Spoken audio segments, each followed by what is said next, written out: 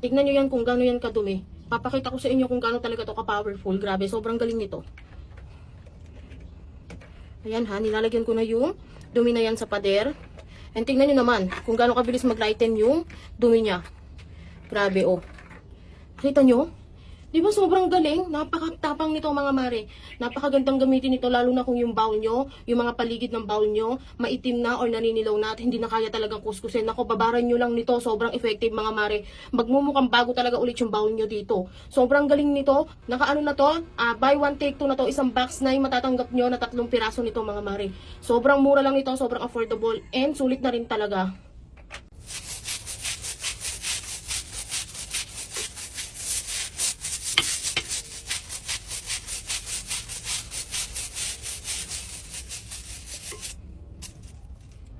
Tignan nyo tong side na nilagyan ko ng powerful cleaner and ito yung hindi ko nilagyan. Grabe, tignan nyo naman kung gaano yan nagkulay bago ulit, di ba?